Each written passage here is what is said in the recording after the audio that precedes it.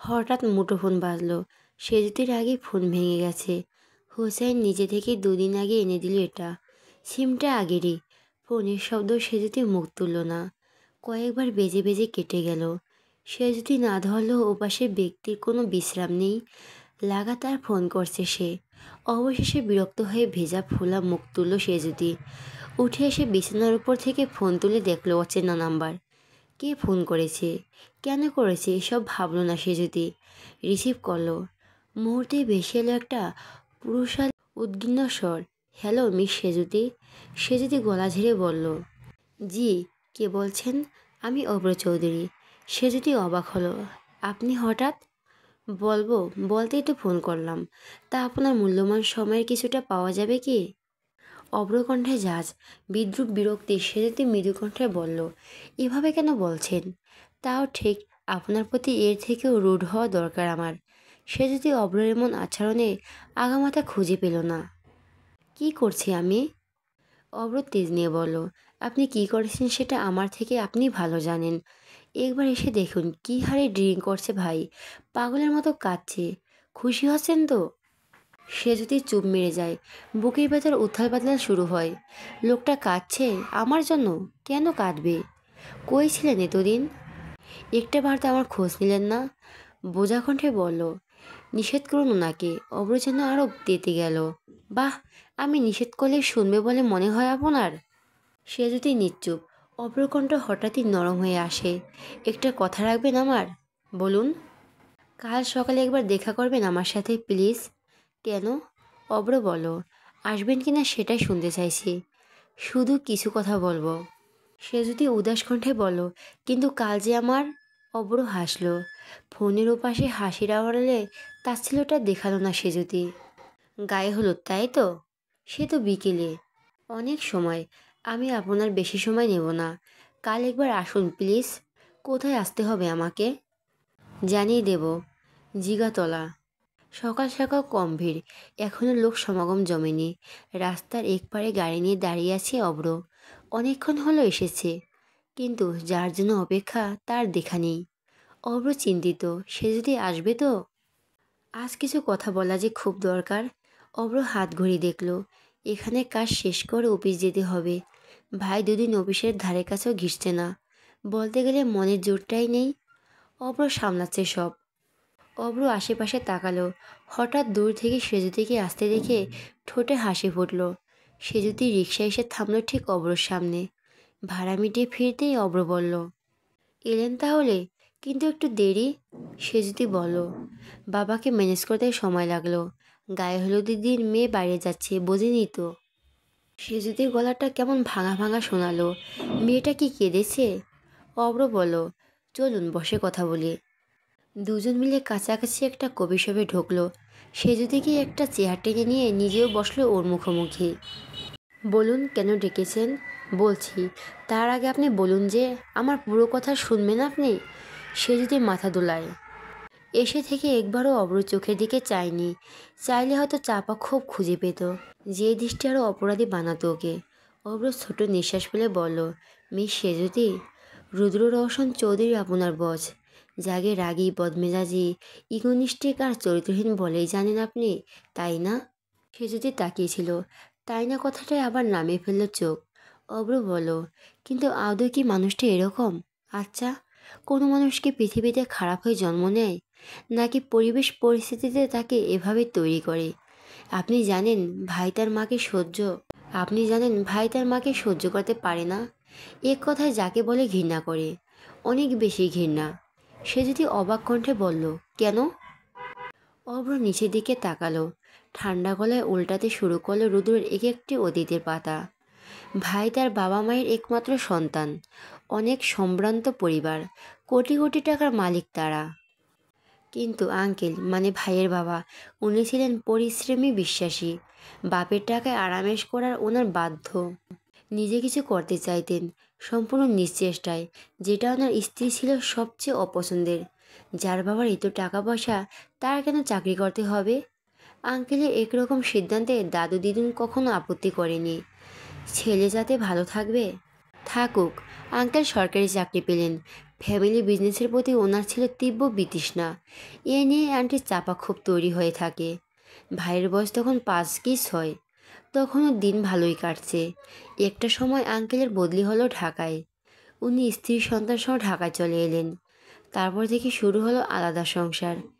এর আগে দাদুর ছত্রছায়ায় আন্টির সমস্ত বিলাসিতা পূর্ণ হওয়ায় উনি অত প্রতিক্রিয়া করেনি। কিন্তু নতুন সংসার আসার পর যেটা কালবৈশাখী রূপ নেয়, ভাই নাকি ভীষণ দুরন্ত ছিলেন। আগে তো দিদার সামলাতো, এবার পুরোপুরি মায়ের কাঁধে পলকের সামলানোর দায়ভার। রূপচর্চা, নিত্য শপিং, স্বামী সন্তানের প্রতি উদার চলাফেরা তখন ফুরিয়ে আসতে ধরল। আঙ্কেল চাকরির টাকায় সংসার ভালোই চালাচ্ছেন, কিন্তু আন্টির মনোপুত হতো না। ওনার চাহিদা সম্পূর্ণ করার আঙ্কেল ত্রুটি না রাখলেও সফল হতে পারেনি। ধীরে ধীরে তাদের মনোমালিন্য শুরু হলো। আন্টির চাহিদা কমার বদলে দিন দিন যেন বাড়ছে। এ নিয়ে সংসারে সবসময় অশান্তি, ঝগড়া, কোলাহল লেগেই থাকতো। আঙ্কেল ওর উপর রাগ, আন্টি মেটাতেন ভাইয়ের উপর। 5 বছরের ছেলেটাকে মারধর করতেন একটুতেই, কখনো বা না খাইয়েও রাখতেন। কোনো সুস্থ স্বাভাবিক মা তার সন্তানের সাথে এরকম করতে পারে? আমার জানা নেই। ঢাকায় আঙ্কেল এক ধনী বন্ধু ছিলেন, আশরাফ। আঙ্কেলের সাথে বাসায় আসা যাওয়া ছিল ওনার। আঙ্কেলের সরলতা, বিশ্বাসের সুযোগ নিয়ে আন্টি আর ওনার মধ্যে একটা সম্পর্ক শুরু হয়। পরক্রিয়া। সংসারে যেটুকু শান্তি বেঁচেছিল তাও নিঃশেষ। ভাইয়ের জন্য তাদের অবাধ বিচারণের বাধা পাতত। কারণ ভাই আঙ্কেলকে বলে দিত আদো বুড়িতে যতটুকু পারতো আর কি। এতে আন্টি ধরা পড়ার ভয়, রাগ দুটোই বাড়ে। ভদ্রলোক এলেই ভাইকে আগে সরাতেন উনি, অন্য ঘরে আটকে রাখতেন, তারপর মজে যেতেন পাপের দুনিয়ায়। এসব আঙ্কেল তখনও জানতেন কি না আমি জানি না। ভাইয়ের বলা কথা উনি কখনো সিরিয়াসলি নেয়নি হয়তো। দিন এভাবেই যাচ্ছিল। কিন্তু একদিন আঙ্কেলের শরীর খারাপ করলে তাড়াতাড়ি বাসায় ফেরেন। আন্টি তো আর জানতেন না, তাই সতর্ক হয়নি। ওই দিন আঙ্কেলের কাছে হাতে নাতে ধরা পড়েন তার প্রিয়তমা স্ত্রী। নিজের বন্ধুর সাথে স্ত্রীকে একই বিছানায় দেখে আঙ্কেল যেন উন্মাদে পরিণত হলেন। কাউকে ছাপাই গাওয়ার কোনো সুযোগই দিলেন না। প্রথমে ছুরি চালালেন বিবাহিত স্ত্রীর গলায়। আশাব তখন পালাতে চান, ভয়ে মাপও চান, কিন্তু আঙ্কেল শোনেননি। রাগে দুঃখে শোকে পাথর সে কয়েকবার ওনার মাথা দেওয়ালের সাথে ঠুকে দেন। ওনার প্রাণবায়ু শেষ হয় সেখানেই। আঙ্কেল নিজ হাতে তার স্ত্রী কুকর্মের শাস্তি দেন। অপর দীর্ঘশ্বাস ফেলল। সে যদি স্তব বিমূঢ়।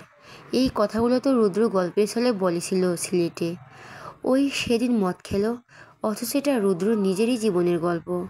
এত কষ্ট মানুষটার, সে যদি কেঁদে ফেলল। কাঁদতে কাঁদতে শুধালো। তারপর অব্র শান্ত চোখে সেজুদির কণ্ঠমাখা মুখটা দেখল। কিয়াতক্ষণ বলল। তারপর আঙ্কেল নিজেই পুলিশকে খবর দিলেন।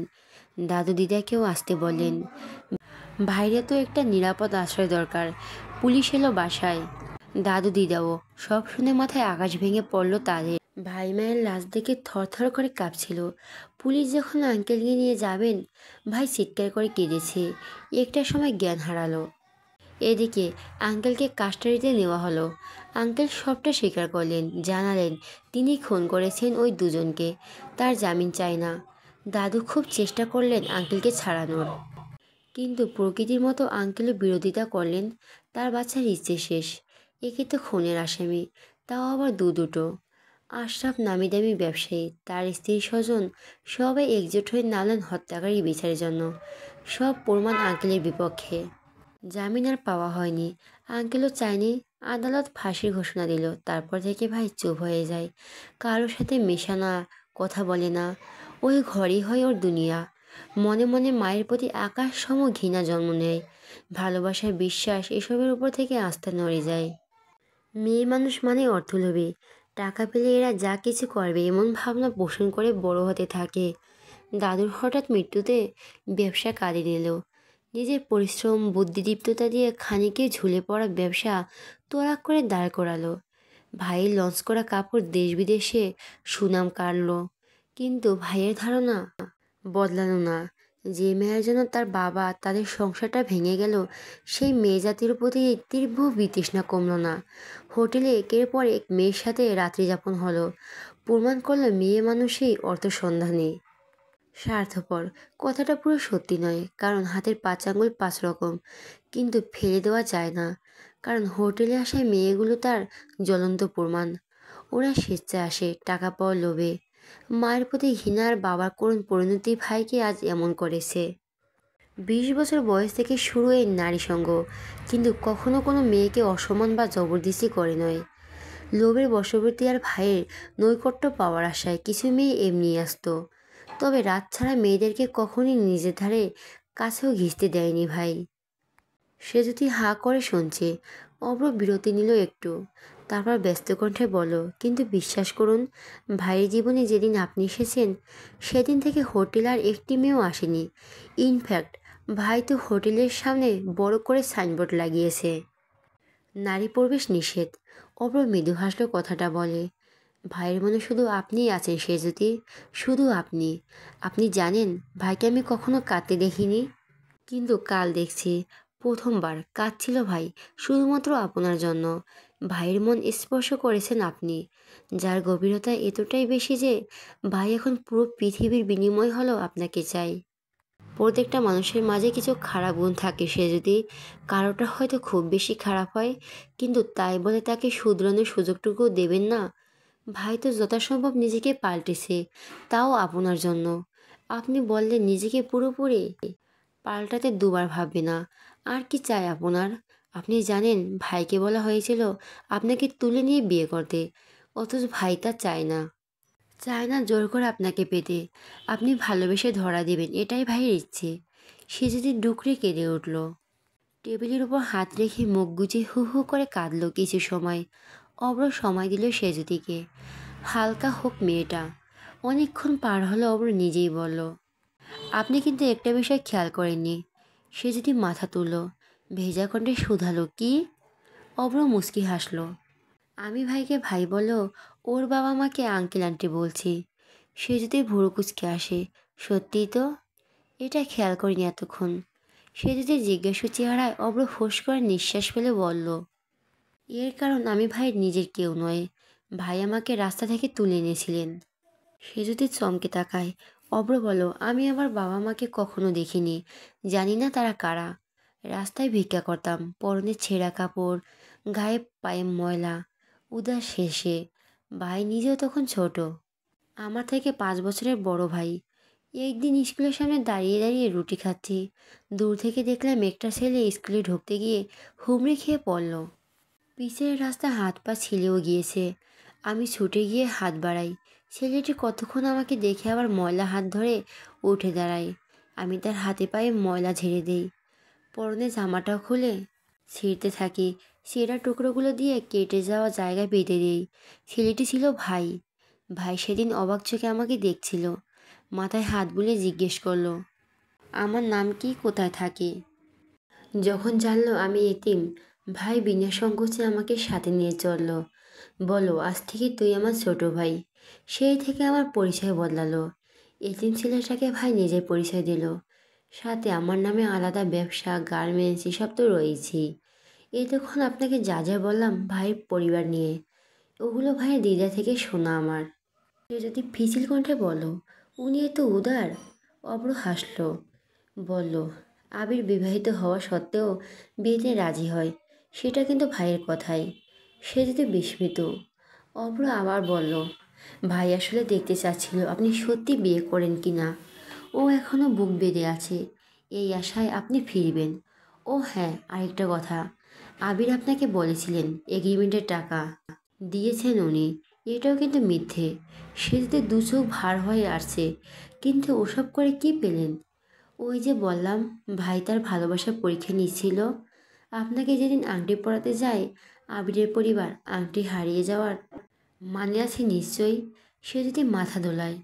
অব্র হেসে বলল, আবির সরিয়েছিল, তাও ভাইয়ের পরিকল্পনা মাফিক। ভাই চায়নি অন্য কেউ আপনার আঙ্গুলে আংটি পরাক। আপনি অন্য কারো বউ হবেন তা তো আরোই না। অথচ দেখুন, আবিরের সাথে আপনার বিয়ে না হলেও অন্য কারোর সাথে কিন্তু ঠিকই হচ্ছে। সে যদি মাথা নিচু করে ফেলল। অব্র বলো, ভাই আপনাকে অনেক আগে থেকে ভালোবাসে সে যদি, দিন তারিখ আমার ঠিক জানা নেই। সেই ভালোবাসা অনুভব করতেও চাকরির অজুহাতে আপনাকে নিজের আশেপাশে রেখে দেয়। এগ্রিমেন্টও একটা ছোটো ছিল, যাতে আপনি চাইলেও দূরে যেতে না পারেন। ভাই কিন্তু জানতো আপনি ওকে দেখতে পারেন না। কেন পারেন না সেটা আমি জানি না। তারপরও ভাই আপনাকে ভালোবেসেছে নিঃস্বার্থভাবে। যেভাবে পেরেছে সাহায্য করেছে আপনার অগোচারে। আপনাদের কাজের মেয়েটি শেফালি। ও কিন্তু ভাইয়ের কথাতে আপনাদের বাসায় কাজ নিতে যায়। আপনার থেকে বেতন নেওয়া একটা অভিনয়ের অংশ। পাছে আপনি বুঝে ফেলেন। আপনি প্রতিদিন অফিসে দেরি করতেন। ভাইয়ের এতটুকু দেরিও সহ্য হতো না। আপনাকে ছাড়া প্রত্যেকটা সেকেন্ড ফাঁকা ফাঁকা লাগতো। একদিন খোঁজ নিয়ে জানলো আপনি পুরো বাসার দায়িত্ব পালন করে তারপর অফিসে আসেন। তাই ভাই শেফালিকে পাঠানোর দায়িত্ব নেয়। এতে অবশ্য এক ঢিলে ওই দুই পাখি বধ হলো। এক আপনি ঠিক সময় অফিসে এলেন, আপনার কষ্ট কমলো। আর দ্বিতীয়টা না হয় নাই বলা থাকুক। সে যদি মূর্তির মতো বসে আছে, চোখে পলক অব্দি পড়ছে না। রুদ্র এতভাবে সাহায্য করেছে, এত ঋণ তার রুদ্রর প্রতি। কী দিয়ে শোধ করবে এই ঋণ? ভালোবাসা কি যথেষ্ট হবে? অব্র সেজুতির হাতের ওপর হাত রাখলো, আকুতি নিয়ে বলল, সেজুতি, আপনাকে ছাড়া আমার ভাই বাঁচবে কিন্তু ভালো থাকবে না। মরার মতো বাঁচার কি সার্থকতা? আচ্ছা আপনিই বলুন, যে আপনার জন্য তার খারাপ অভ্যাসগুলোকে পরিত্যাগ করতে পারে, যার প্রত্যেকটা ভাবনা শুরু হয় আপনার ভালো থাকা না থাকা দিয়ে, তার ভালোবাসার সন্দেহ থাকে কখনো? এইভাবে আমার ভাইকে শেষ করে দেবেন না প্লিজ, আমি অনুরোধ করছি। ভাইকে ভালোবাসলে কোনো দিনও ঠকবেন না আপনি। একবার বিশ্বাস করেই দেখুন প্লিজ। সে যদি নিঃশব্দে কাঁদছে, অব্র হাত সরিয়ে বলল, আমার ধারণা মিথ্যে হবে না। আপনার চোখ, আপনার ওই কান্না বলে দিচ্ছে আপনিও ভাইকে ভালোবাসেন। তাহলে কেন করছেন বিয়েটা? এমনও সময় আছে, ভেঙে দিন, ফিরে যান ভাইয়ের কাছে। আপ অব্র পুরোটা শেষ করতে পারল না। এর আগে সে যদি মুখ চেপে ধরে কাঁদতে কাঁদতে বেরিয়ে গেল। কবি সাহেবের অনেকেই তখন দেখছিল তাদের। সে যদি বেরিয়ে যাওয়ায় অব্র নিরস মুখ দেখেই শুরু হলো তাদের কানাঘুষা। অব্র তাতে মন নেই। সে ভাবছে, সে যদি যেতে যেতে বলা কথাগুলো, আমি পারবো না, আমি পারবো না। অব্র বারবারই নরম মনের মানুষ। চোখ জ্বলে উঠল তার। এক দুফোঁটা অশ্রু গড়ালো। সে কি তবে পারল না ভাইয়ের ভালোবাসা পাইয়ে দিতে? কোলাহলপূর্ণ রাস্তা, আশেপাশে গাড়ির ছড়াছড়ি, জ্যামে ভর্তি পথ, কখনো সিগন্যাল, সাথে রোদের প্রকোপ। কোনো কিছুই আজ মন ছুঁতে পারছে না রুদ্রর। এক বিন্দু বিরক্তি নেই মুখে। সে উদাস, অন্যমনস্ক, যেন ভিন্ন কোনো গ্রহে তার বাস এখন। দুনিয়ার মাটিতে শুধু পড়ে আছে দেহটা। সামনে রেহান বিন্দুবন্ধ গড়িতে গাড়ি চালাচ্ছে। মুখ ভার রেহানের, মনও খারাপ। রুদ্র আজীবনের মতো দেশ ছাড়ছে। রুদ্র হোক রাগী মেজাজে, কিন্তু কতটা দয়াল উদার সে জানে। আজ অব্দি বিপদে পড়েছে আর রুদ্র সাহায্য করেনি, এমন সময় খুঁজে পাওয়া দুষ্কর। কত বছর ধরে রুদ্রর অধীনে কাজ করছে। মনে মনে সে রুদ্রর অন্ধভক্ত বলা যায়। অথচ রুদ্র যখন চলে যাচ্ছে, একবার মুখ ফুটে বলতে পারছে না ছেড়ে যাবেন না। রিহান বারবার ভিউ মিরর দিয়ে রুদ্রকে দেখছে। অনেকক্ষণ পর রুদ্র শান্ত কণ্ঠে বলল, কিছু বলতে চাও রেহান? রেহান নড়ে চড়ে ওঠে। স্টিয়ারিংয়ের রাখা হাত দুটো কেমন কেঁপে উঠল। রুদ্র একই প্রশ্ন আবার করল, সাথে বলল, কিছু বলার থাকলে বলে দাও, পরে আর দেখা হবে না। রেহান যেন কান্না পেল। মেয়ে মানুষ হলে ভ্যা ভ্যা করে কেঁদেই দিত। ধরা গলায় বলল, স্যার বলছিলাম কি, যদি না যেতেন? রুদ্র হাসল। হাসির সাথে বের হলো দীর্ঘশ্বাস। রেহান উত্তর পেল এতেই। রুদ্রকে আজ থামানোর ক্ষমতা তার নেই। রুদ্র যাবে, ছাড়বেই মাতৃভূমি। রুদ্র জানালা গড়িয়ে বাইরে তাকালো। প্রকৃতি আজ হাস্যোজ্জ্বল। সোনারথ হেসে লুটোপুটি খাচ্ছে। রুদ্র শুধালো, কিসের এত আনন্দ তোমাদের? আমার বিরহে কেন কাঁদছ না তোমরা? জবাবে ওরা আরও হাসে, হেসে কুটি কুটি হয়। রুদ্র বিষ্ণুতা বাড়ল। সেলফোন বের করে শেফালি মেসেজটি বার করলো। বাংলা লেখা, সেতুতেই রাফসানের গায়ে হলুদ শেষ। এখন বিয়ের তোড়জোড় চলছে। কালকের বদলে বিয়ে হবে আজকেই। এই তো আধা ঘন্টা পর। মেসেজটি এসে আরও ঘন্টাখানেক আগে। তার মানে এতক্ষণ সেতুতির বিয়ে শেষ। ও এখন অন্য কারো বউ। এটা ভেবে রুদ্র চিৎকার করে কেঁদেছে। বাড়ি ভরা সার্ভেন্ট, অব্র কাউকে মানেনি, কারো তোয়াক্কা করেনি, ভাঙচুর করেছে। অব্র ধরে বেঁধে রাখতে হিমশিম খাচ্ছিল বন্ড। রুদ্র মেঝেতে হাত পা ছড়িয়ে বসে পড়ে, তারপর হঠাৎ শান্ত হয়ে যায়। কতক্ষণ নিঃশব্দে কাঁদে, এরপর হুট করে উঠে দাঁড়ায়। সার্ভেন্টকে বলা হয় ব্যাগ গুছিয়ে দিতে। আজ এই মুহূর্তে এই দেশ ত্যাগ করবে, সাথে ত্যাগ হবে সেজদির মায়া। অব্র শত অনুরোধ ফিকে হয়ে সেখানেই। রুদ্র শুনল না, বেরিয়ে পড়ে রেহানকে সাথে নিয়ে। অব্র বহুবার সেজদিকে ফোন করলো, চিন্তায় তার মাথা দুবাক হয়ে যাচ্ছে। এতে কিছু শুনো মেয়েটার মত বদলালো না, এ কেমন পাষণ্ড নারী। তবে ওর কান্নাগুলো ছিল মিথ্যে। সেজদির ফোন বন্ধ পেয়ে অব্র যেন আরও রাগ বাড়ল।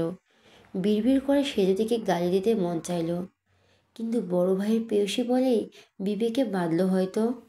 রুদ্রর চোখ ভিজে উঠছে, হাতের উল্টোপিঠ দিয়ে মুছল কাবাট। লাভই হচ্ছে না, আবার ভিজে যাচ্ছে। রেহান বারবার চূড়া চোখে মুখ কালো করে রুদ্র কান্না দেখছে। রুদ্র বিরক্তি হলো নিজের উপরই। একটা মেয়ের জন্যই তো কিসের কান্না, কিসের শোক। বিরক্তিটা ঝাড়ালো রেহানের উপর। কড়া কণ্ঠে বলল, গিলাস ঘোরাও। সঙ্গে সঙ্গে রেহান ভিউমিউর ঘুরিয়ে দিল। এখন আর রুদ্রকে দেখা যাচ্ছে না। রুদ্র ঠোঁট কামড়ে ধরে রাস্তা দেখছে। কান্না আটকাতে হয়তো এই জীবনে আর সেজদিকে পাওয়া হলো না। কথাটি যতবার মাথায় আসছে ততবার ভেতরে রক্তক্ষরণ কয়েক গুণ বাড়ছে। কেন ভালোবাসতে গেল? এক পাখি ভালোবাসে এত কষ্ট? এর থেকে তো আগে জীবনই ভালো ছিল, ঝঞ্ঝাট মুক্ত, নির্ভেজাল। অত্যন্ত ক্ষতবিখ্যাত হৃৎপিণ্ডটাকে বয়ে বেড়াতে হয়নি। কাউকে না পাওয়ার দুঃখ সেখানে ছিল না, না ছিল ভালোবাসার কাছে হেরে যাওয়ার ভয়। সে যদি সব আশা ভরসা মিথ্যে প্রমাণ করলো, বউ হয়ে গেল আরেকজনের। রুদ্র অস্পষ্ট শব্দে বিড়বিড় করলো, স্বার্থপর মেয়ে। এসিটা বন্ধ করো রেহান। রেহান তাই করলো। রুদ্র গ্লাস খুলে দিল গাড়ির। সিগারেট ধরিয়ে ধোঁয়া ছাড়লো। হঠাৎ কি মনে করে সিগারেটের উড়ে যাওয়া ছাইগুলোর দিকে মনোযোগ দিয়ে চেয়ে থাকলো। ভালোবাসাটা কি এই সিগারেটের মতো নয়, যা শুরু আগুন দিয়ে হলেও শেষ হবে ছাই দিয়ে? রুদ্র ধ্যান ভাঙল গাড়ির ব্রেক কষায়। রেহান ঘাড় ফিরিয়ে বলো, স্যার এসে গেছি। রুদ্র মাথা দোলায়, সিগারেট ফেলে দিয়ে নেমে দাঁড়ালো। রক্তিম চোখ দুটো লোকোতে সানগ্লাস পরল। রিহানও বের হলো, গাড়ির ডিকি খুলতে যাবে, তখন রুদ্র এসে কাঁধে হাত রাখলো ওর। রেহান অবাক চোখে তাকালো। রুদ্র নর্মকণ্ঠে বলল, অনেক বকাঝকা করেছি তোমায় রেহান, পারলে ভুলে যেও সেসব। পরিবারের সাথে নিজেরও খেয়াল রেখো, আর আমার ভাইটারও। রেহান এবার কেঁদেই ফেলল। রুদ্র ক্ষীণ হেসে রেহানকে বকে জড়ায়। রেহানের চোখ যেন তাকে বেরিয়ে আসে। রুদ্র সরে এলো, বলল, যাও লাকেশ নামিয়ে আনো। রেহান মাথা নাড়ে, চোখ মুখ মুছে ডেকে খুলতে এগোয়। ভাই। অব্র গলা শুনে রুদ্র চমকে পেছনে তাকালো। ফোঁস করে নিঃশ্বাস ফেলে বলো, সেই এলি? অব্র এগিয়ে এলো, বোঝা কণ্ঠে বলো, যেও না ভাই প্লিজ। রুদ্র মেয়েকে শক্ত কণ্ঠে বলল, আর লাভ নেই অব্র, সিদ্ধান্ত নেওয়া শেষ আমার। ওই একটা মেয়ের জন্য সব ছেড়ে ছুড়ে চলে যাবে? রুদ্র উদাস হাসে, ওই মেয়েটা যে আমার কী ছিল রে অব্র, আজ বুঝছি। আমার কথা ভাবছো না? তোমাকে ছাড়া আমি কী করে থাকবো? আমি তোমার নিজের ভাই হলে পারতে এমন করতে? রুদ্র বোবা বনে গেল সেকেন্ডের জন্য। পিছিল কণ্ঠে বলো, এভাবে বলতে পারলি তুই আমার পর? অব্র কথা বলে না। বিদ্যুৎ বেগে রুদ্রকে জড়িয়ে ধরে। যেও না ভাই, যেও না। রুদ্র স্পিড হাসলো। অব্র পিঠে হাত বুলিয়ে বলল, আমি কি একেবারে যাচ্ছি নাকি রে বোকা? কয়েক বছর পর আবার ফিরে আসবো। তোর বিয়ে দিতে হবে না, বাসুর হব, তারপর তোর বাচ্চাকে জেঠু হব। অনেক কাজ বাকি এখনো। অব্র হাতের বাঁধন আরো শক্ত করল। রুদ্র বিরক্তি হওয়ার ভান করে বলল, ছাড় অব্র, মেয়েদের মতো কাঁদবি না, আর বাচ্চাদের মতন বায়না তো একদমই ধরবি না। অব্র সরে এলো। কপট রাগ দেখিয়ে বলল, তার মানে তুমি যাবেই? রুদ্র অসহায় চোখে তাকালো। ফ্লাইটের সময় হয়ে এসেছে অব্র। অব্রর পাশ কাটিয়ে রুদ্র চলে যায়। অব্র রাগে দুঃখে গাড়িতে লাথি মারল। এই সব কিছুর মূলে ওই মেয়ে অকৃতজ্ঞ কোথাকারে। এয়ারপোর্টের চেকিং গেটের সামনে দাঁড়ালো রুদ্র। রেহানের হাত থেকে ব্যাগ নিয়ে একবার পেছন ফিরে তাকালো। অব্রকে দেখা যাচ্ছে, মনমরা হয়ে চেয়ে আছে ছেলেটা। একই রকম মনমরা রেহানও। রুদ্র দুজনকে একবার একবার করে দেখে নেয়, হাত নেড়ে বিদায় জানায়। চারপাশে ক্লান্তি দৃষ্টি ফেলে কাউকে মিথ্যে মিথ্যে খোঁজে। মনে মনে বলে ভালো থাকবেন সেজুতি, নিজের নতুন জীবনে সুখী হবেন। আর আমি জ্বালাবো না আপনাকে, এই শেষ। অনেক কষ্টে ফেরত আসা অশ্রুটুকুন সমঝোতা করল রুদ্র। কাছের গেট ঠেলে ঢুকবে এর আগেই পেছন থেকে হাত টেনে ধরল কেউ একজন। রুদ্র এবার সত্যি বিরক্ত হলো, ফিরে না তাকিয়েই বলল, এবার আর নিতে পারছি না অব্র, ছাড়, আমি যাবই। যেতে দিলে তো যাবেন? কাঙ্ক্ষিত কণ্ঠস্বর শুনে স্তব্ধ রুদ্র। বিদ্যুৎ বেগে ঘাড় ঘোরালো। সেজুতি মুখ ফুলিয়ে চেয়ে আছে। রুদ্র অবিশ্বাসের কণ্ঠে বলল, আপনি? সে যদি নাক ফুলিয়ে বলল, আমাকে এভাবে একা রেখে চলে যাচ্ছেন? এত সাহস কোথা থেকে পেলেন আপনি? রুদ্র যেন এখনও নিজের চোখে বিশ্বাস করতে পারছে না। এটা কি সেজুতি? আপনি কি সত্যি সত্যি এসেছেন? না, আমার ভূত এসেছে। তর্ক করার বহলে রুদ্র বুঝল এটা সত্যিই সেজুতি। কিন্তু খুশির বদলে অভিমানে মাথা ঝাড়া দিল। অনধিক চেয়ে বলল, কেন এসেছেন? আপনি না এখন অন্যের বিয়ে করা বউ? সে যদি দুই ভুরু উঁচিয়ে বলল, ও তাই? তাহলে আপনি ধরে নিয়েছেন আমি অন্যের হয়ে গেছি? তবে আর কি, ফিরে যাচ্ছি আমি। সে যদি চলে যাওয়ার ভান করতেই রুদ্র তড়িঘড়ি করে হাত টেনে ধরল। সে যদি পেছন ফিরল না, মিটমিটে হাসছে।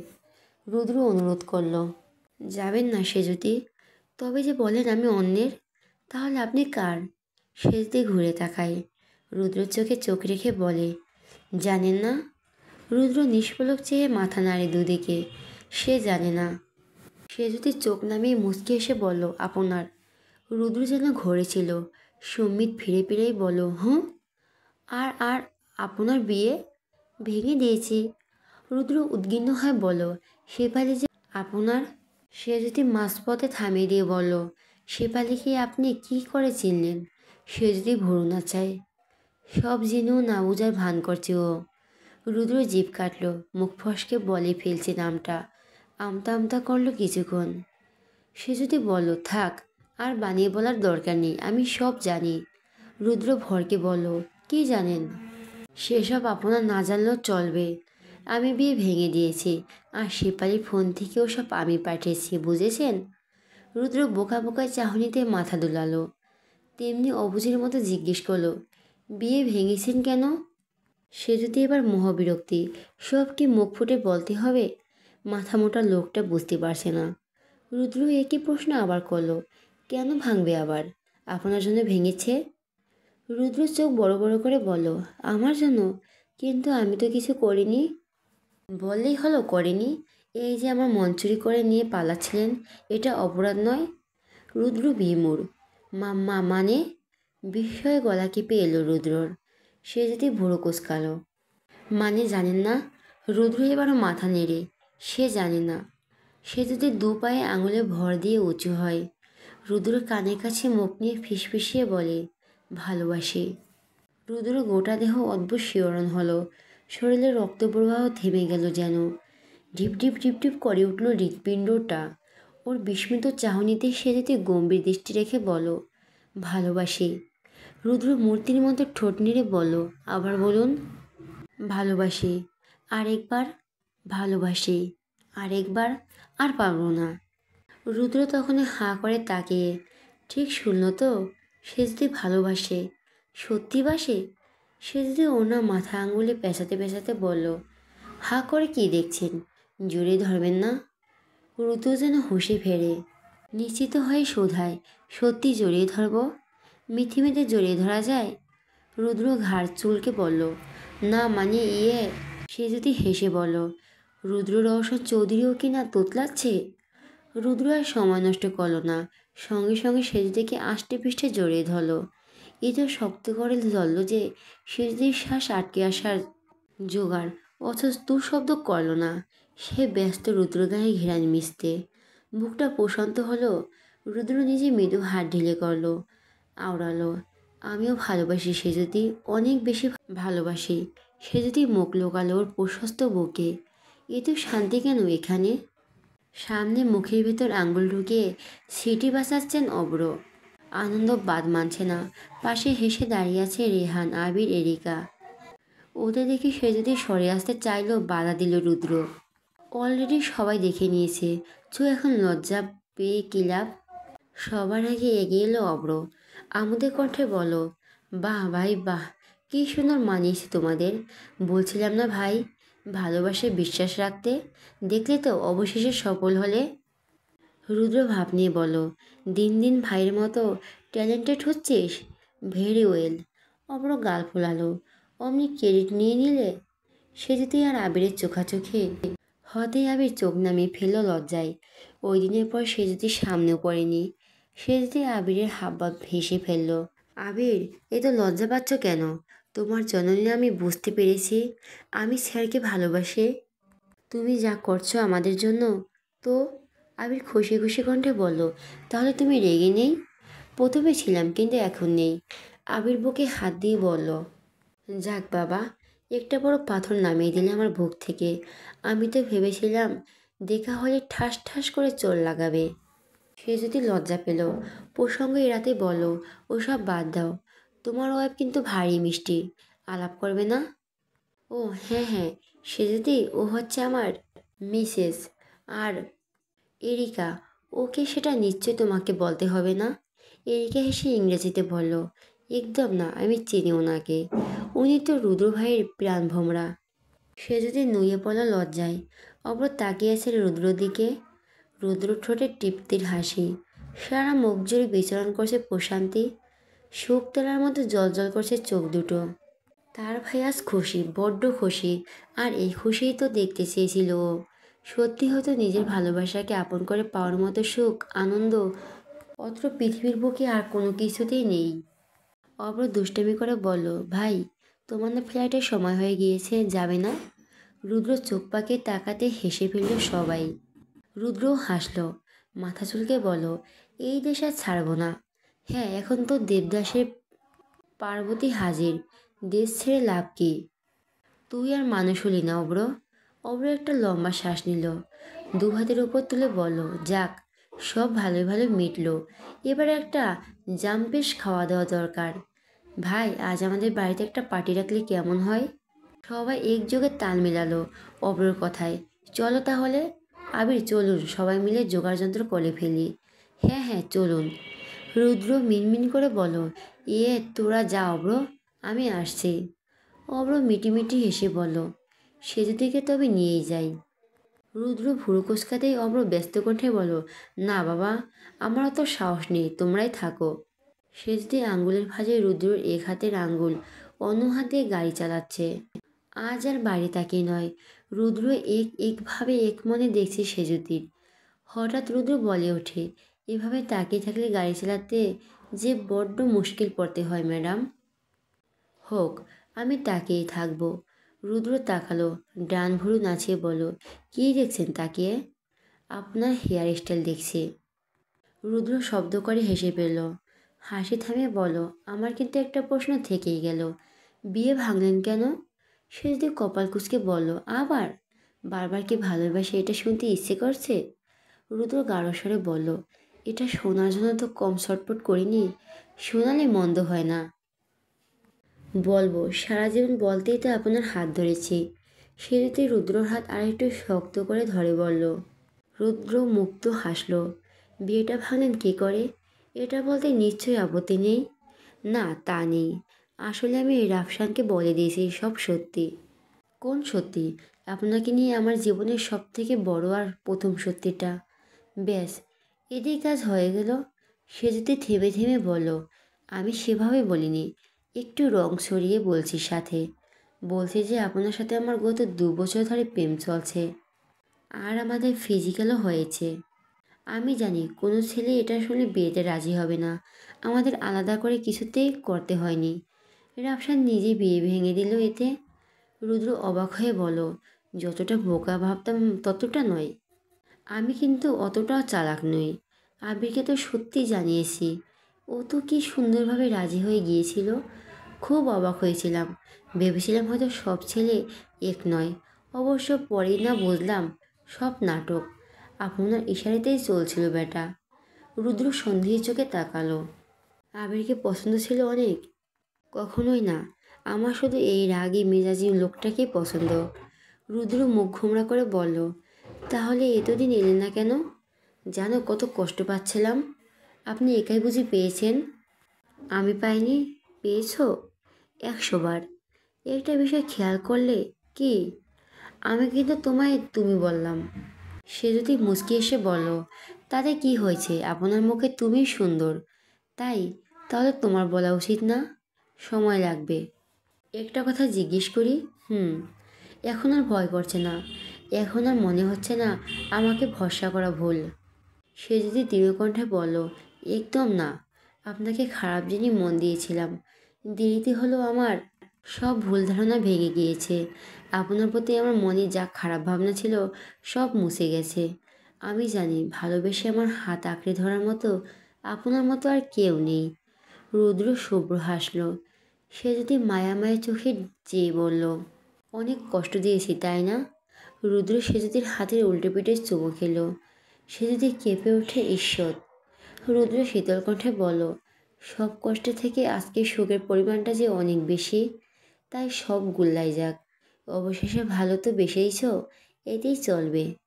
1 মিনিট 1 মিনিট, তুমি কি করে জানলে যে আবির আমার কথায় কাজ করছিল? সে আমি যেভাবে জেনে থাকি সেটা তো বড় কথা নয়, বড় কথা এটাই যে আজ থেকে আমি আপনার আর শুধুই আপনার। কথাটা শুনে গাড়িতে ব্রেক কষল রুদ্র। সে যদি বুঝতে না পেরে বলল, কি হলো? রুদ্র গভীর চোখে চাইল। বলছিলাম না, এই কথাটা একদিন তুমিই বলবে? সে যদি মৃদু কণ্ঠে বলল, শুধু আজ নয়, এই কথাটা আজ থেকে সারা জীবন বলবো আমি। রুদ্র চোখে মুখে খেয়ে গেল একরাশ মুগ্ধতা, কিন্তু কোনো উত্তর না দিয়ে গাড়ির দরজা খুলে নেমে এলো। ঘুরে গিয়ে সেজদির পাশে দরজা খুলে দিয়ে বলল, নামো। রুদ্র আচরণ কিছুই বুঝছেন না সেজদি, তবুও রুদ্রর কথাতেই নামলো। মাটিতে পা ছোঁয়াতেই আগেই হুট করে রুদ্র কোলে তুলে নেয়। সে যদি হকচকায় প্রচণ্ড, ভয় পেয়ে রুদ্র গলা জড়িয়ে ধরল। পর মুহূর্তের লজ্জায় আড়ষ্ট হয়ে বলল, কি কি কি করছেন? রুদ্র হাসল। ওকে কোলে নিয়ে সামনে এগোলো। খোলা মাঠ, চারপাশে গাছ, ছোট ছোট বেঞ্চ। অল্প হেঁটে রুদ্র সেজদিকে নামালো। তখনই ধুম বৃষ্টি শুরু হলো। হঠাৎ বৃষ্টির আক্রমণে সেজদির হাত দিয়ে নিজেকে আড়াল করার ব্যর্থ চেষ্টা করলো। সেজদির দিকে চেয়ে চেয়ে রুদ্র পেছনে এগোচ্ছে। সাদা শার্ট ভিজে দৃশ্যমান চওড়া দেহ। সেজদি বুঝলো রুদ্র ভিজতে যাচ্ছে, তাই আর কথা বলল না। রুদ্র হঠাৎ দুহাত দুদিকে মেলে দিল। নিরেট কণ্ঠে বলল, ভালোবাসি সেজদি, অকারণে ভালোবাসি, অজান্তে ভালোবাসি, সারা জীবন বাসবো। এক বিন্দু কমতি হবে না এই ভালোবাসার। সেজদির চোখ ছলছল করে ওঠে। বৃষ্টির ঝাপটায় আলাদাভাবে বোঝা যায় না তাদের। ছুটে গিয়ে রুদ্র বুকে ঝাঁপিয়ে পড়ল সেজদি। ভালোবাসবেন তো এইভাবে? সেজদি ভেজা চুল সরিয়ে কপালে এক গভীর চুমু আঁকল রুদ্র। হাতের বাঁধন শক্ত করে বলল, মরার আগ পর্যন্ত বাসবো। দুজনের দেহ ভিজে চুপচুপে, অথচ ভ্রুক্ষেপহীন দুজনেরই। বুকের সাথে সেজদিকে মিশিয়ে ফেলছে রুদ্র, চাইলে ঢুকিয়ে রাখত ভেতরে। এই তো শুরু হলো তাদের প্রণয়ের গল্প। এই বাতাস, সবুজ ঘাস, খোলা মাঠ আর বৃষ্টি প্রত্যেকটা ফোঁটাই না হয় তার সাক্ষী হয়ে থাকুক।